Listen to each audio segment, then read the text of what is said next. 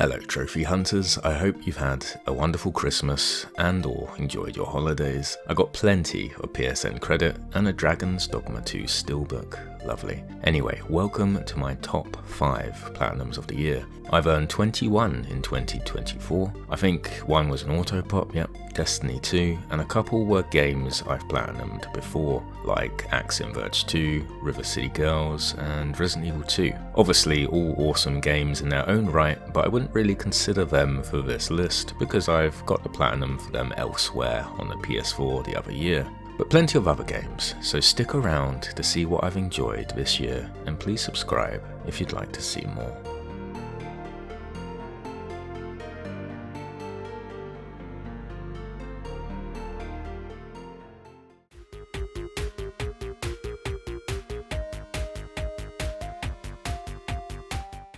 I've always wanted a Diablo Platinum, so Diablo 3 makes it into my top 5 for a few reasons. Firstly, it's a long and challenging Platinum, and whilst nowhere near Diablo 2's rarity, I think it's still a worthy one. You have to reach level 70 without dying with a hardcore character. If you die in this mode, your character is deleted permanently, and you have to start all over again. This same trophy type is in Diablo 2, but there you must get to level 99 instead. The time commitment in Diablo 2 is insane, so I appreciated Diablo 3's much more accessible list. Once the hardcore trophy is out of the way, it really is just working towards the other level 70 characters, along with the more grindy trophies in the game. This became my chill out in the early morning hours game, a time when I don't want to think too much, but still want to press buttons and make things explode. So I have really good memories with this one. On the way to level 70 with the other characters, you'll easily get the other trophies. But the big hitters here are the 500 bounties completion trophy and hunting down 100 treasure goblins. It's not the most engaging platinum due to its grind, but it suited me perfectly in those early morning hours when I wanted nothing more than to just zone out whilst playing something. And now I have a Diablo Platinum, so that's pretty cool.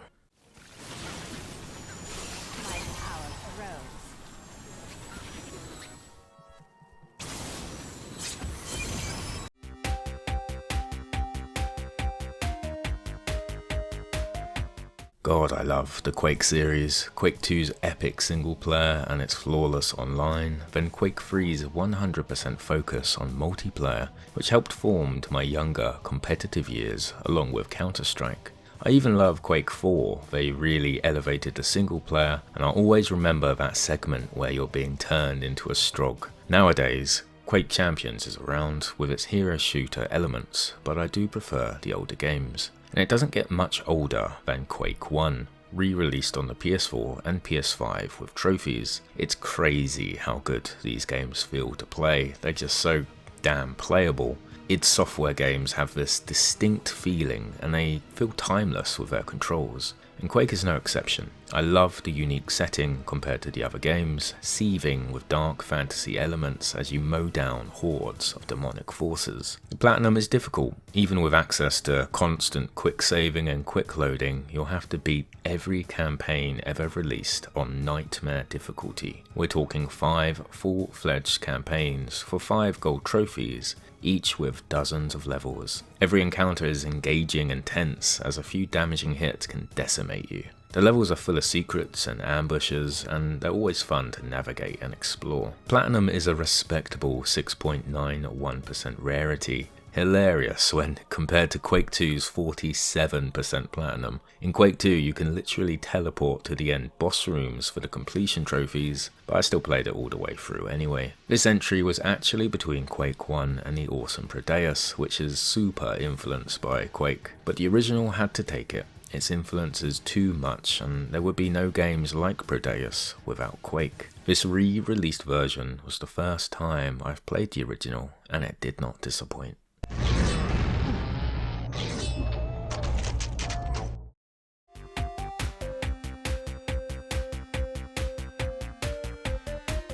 I think Tekken 8 is the only game I've platinumed that was actually released in 2024. This long-running fighting game franchise hits hard with this latest entry. I've played Tekken for 350 hours before even considering the platinum. Yep, I'm one of those nutters who play fighting games for fun, and Tekken is up there for me with Street Fighter and Mortal Kombat. What's cool about this platinum is its accessibility. You absolutely do not need to be good at fighting games to get this platinum. I wish more people would load up Tekken, maybe for the easy trophies, but then stay and become a fighting game fan. You don't even have to learn the moves, really. The special auto combo controls available ensure you can enjoy the game and its flashiness without the more complicated inputs. Add in new player-friendly mechanics like heat, which give you a burst of power and speed, and it's never been better or easier to try out Tekken. I may have played it for over 300 hours, but it only takes about 8 to get the platinum, where you can enjoy the crazy story for a lot of the trophies. I left it until last, along with the arcade quest, which is so good for new players. It's basically one big tutorial packaged as a cute adventure where you work your way through different arcade locations with a little avatar dude you create. You can even unlock new costumes for all the characters here through Super Ghost mode, which is where you fight AI mimics of real players. The last trophy I needed was to defeat my own ghost. I had to beat myself up for the Tekken Plat, which is pretty funny considering how much I beat myself up for losing online. I will always love Tekken, no matter how much I rage or complain about new characters like, I don't know, Clive or Eddie or whatever. I just really appreciate how generally easy the Tekken Platinums have been over the years.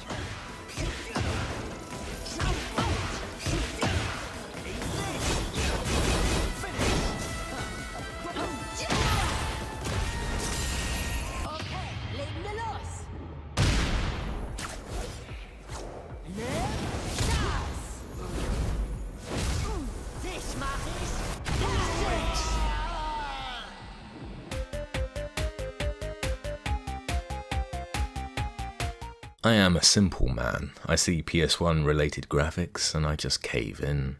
It's bias at its best, as some of my favourite gaming memories are from the PS1 era, and their silly, mind-boggling graphics are always in my head. So when developers recreate this feeling that I thought was lost, I become super invested and extremely interested. Signalis is the epitome of this. I saw the trailer and instantly knew I would love it. The intentional graphics and art style, the sound design, and the atmosphere spoke to me in ways I cannot explain. The Platinum then became one of my most enjoyable of the year as I was going through appreciating every step, story beat and encounter. It's not a difficult or long Platinum either, so people on a free time limit can appreciate it.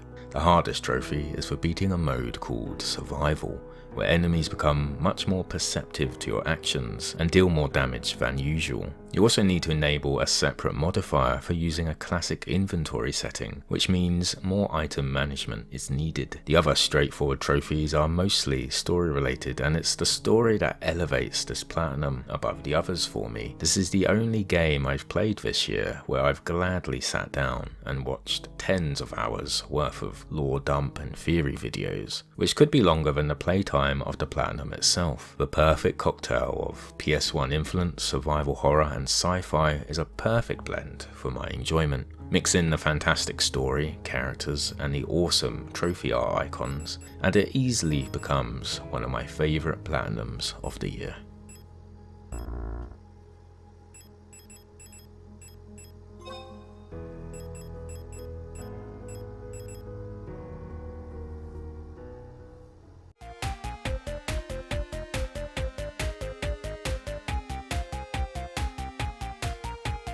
Difficult, dark, atmospheric, and action-packed. That's Aliens Dark Descent for you, and it's my favourite Platinum of 2024. It has to be the most genuine and authentic Aliens experience available. This game is James Cameron's Aliens to what Alien Isolation is to Ridley Scott's original. I was so drawn in, I feel like this game was created for me. I knew I wanted the Platinum no matter how stressed it got. It's a bloody hard one though. It's even gone ultra rare thanks to it being included in PlayStation Plus recently. The Platinum is currently sitting at 4.21%.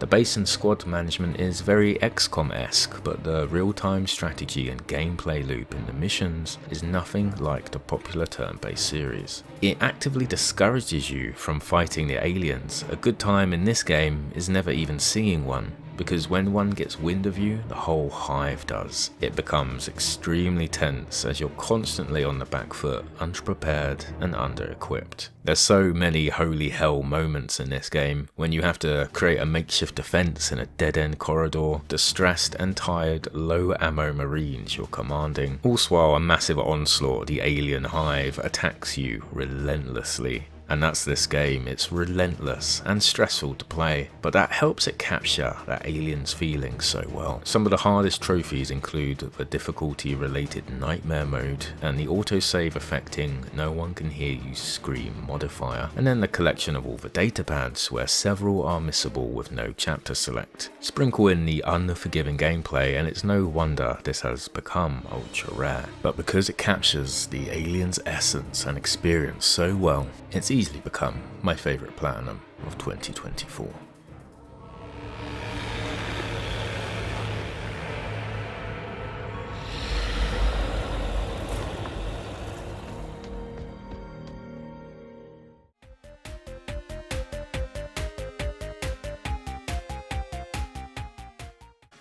Honourable mentions go to Timesplitters for finally getting a PlayStation release and its own platinum, even if I wasn't first in the world to get it. Gravity Circuit, which was a fantastic Mega Man-like that I really enjoyed this year with its melee-based focus. Final Fantasy XIV, which took me 4 years to beat, so that was pretty satisfying. And Callisto Protocol for being a diamond in the rough. I honestly think it's a little bit underrated. And they were my favourite platinums of 2024. I hope you enjoyed them. I hope you guys let me know your favourite platinums you've earned this year in the comments, and I hope you have a wonderful new year. So I'll catch you after. Take it easy, happy hunting, and goodbye.